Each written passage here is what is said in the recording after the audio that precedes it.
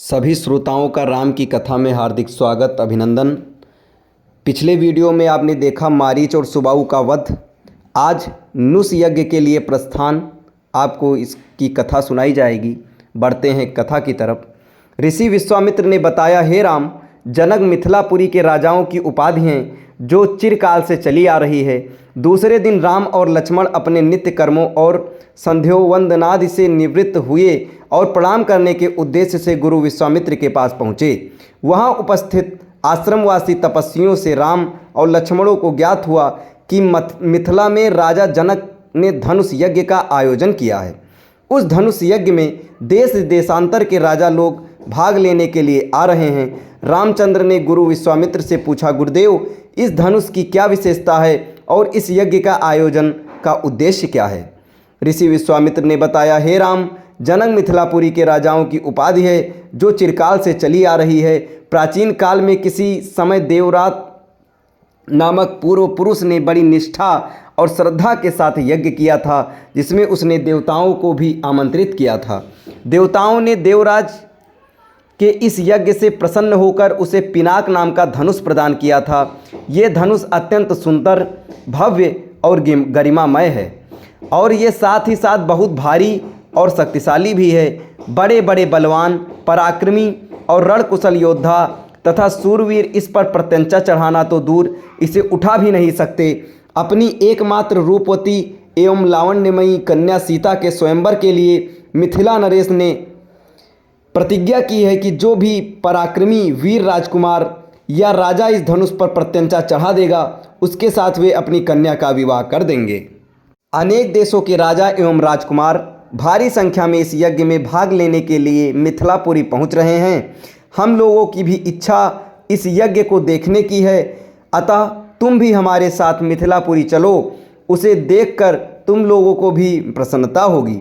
महर्षि का आदेशानुसार राम और लक्ष्मण ने भी विश्वामित्र तथा अन्य ऋषि मुनियों के साथ मिथिलापति के यहाँ मिथिलापुरी की ओर प्रस्थान किया। मार्ग में अनेक प्रकार के दृश्यों का अवलोकन करते हुए वे आध्यात्मिक चर्चा भी करते जाते थे। इस प्रकार वे सोड़ नदी के तट पर पहुँचे। विश्वामित्र सहित सभी ऋषि मुनियों एवं राजकुमारों ने सरिता के शीतल जल में स्नान किया। इसके पश्चात संध्या, उपासना आदि से निवृत्त होकर धार्मिक कथाओं की चर्चा में व्यस्त हो गए। रात्रि में अधिक ज़्यादा रात्रि हो जाने के कारण गुरुजी ने आज्ञा से सभी लोग वहाँ एक जगह रात्रि व्यतीत की। प्रातः नित्य कर्मों तथा संध्या वंदनादि से निवृत्त होने के पश्चात यह मंडली आगे की ओर बढ़ी। वे परम पावन गंगा नदी के तट पर पहुँचे।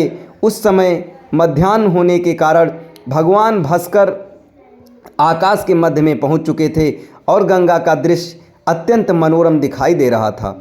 अटखेलियाँ करती हुई लहरों में सूर्य के अनेकों प्रतिबिंब दिखाई दे रहे थे। जल में कौतुकमयी मछलियाँ क्रीड़ा कर रही थीं और नभ में सारस हंस जैसे पंछी अपनी मीठी बोली में बोल रहे थे। दूर दूर तक सुनते रेत के कण बिखरे पड़े थे और तटवर्ती वृक्षों की अनुपम शोभा दृष्टिगत हो रही थी। राम इस दृश्य को अपलक दृष्टि से देख रहे थे। उन्हें देखकर विश्वामित्र ने पूछा, वत्स, इतना भाव विभोर होकर तुम क्या देख रहे हो? राम ने कहा, गुरुदेव, मैं सुरसरी की इस अद्भुत छटा को देख रहा हूँ। इस परम पावन सलीला के दर्शन मात्र से मेरे हृदय को अपूर्व शांति मिल रही है। भगवान, मैं आपके श्रीमुख से ये सुनना चाहता हूँ कि इस कलुषहारिणी पवित्र गंगा की उत्पत्ति कैसे हुई? राम का प्रश्न सुनकर ऋषि विश्वामित्र बोले, हे राम, अनेक प्रकार के कष्टों और तापों का निवारण करने वाली गंगा की कथा अत्यंत मनोरंजक तथा रोचक है। मैं तुम सभी को ये कथा सुनाता हूँ। ऋषि विश्वामित्र के इस प्रकार कथा सुनाना आरंभ किया। पर्वतराज हिमालय की अत्यंत रूपवती, लावण्यमयी एवं सर्वगुण संपन्न 2 कन्याएं थीं। इन कन्याओं की माता सुमेरु पर्वत की पुत्री मैना थी। बड़ी कन्या का नाम गंगा तथा छोटी कन्या का नाम उमा था। गंगा अत्यंत प्रभावशाली और असाधारण दैवी गुणों से संपन्न थी। वह किसी बंधन को स्वीकार न कर मनमाने मार्गों का अनुसरण करती थी। उसकी इस असाधारण प्रतिभा से प्रभावित होकर देवता लोग विश्व के कल्याण की दृष्टि से उसे हिमालय से मांग ले गए। पर्वतराज की दूसरी कन्या उमा बड़ी तपस्विनी थी। उसने कठोर एवं असाधारण तपस्या करके शिव जी को वर के रूप में प्राप्त किया। विश्वामित्र ने इतना कहने पर राम ने कहा, हे भगवान, जब गंगा को देवता लोग सुरलोक ले गए तो वह पृथ्वी पर कैसे अवतरित हुई और गंगा को तिरपतगा क्यों कहते हैं? राम के इस प्रश्न का उत्तर देते हुए ऋषि विश्वामित्र ने कहा, सुरलोक में विचरण करती हुई गंगा से उमा की भेंट हुई। गंगा ने उमा से कहा कि मुझे सुरलोक में विचरण करते हुए बहुत दिन हो गए हैं। मेरी इच्छा है कि मैं अपनी मातृभूमि पृथ्वी पर विचरण करूं।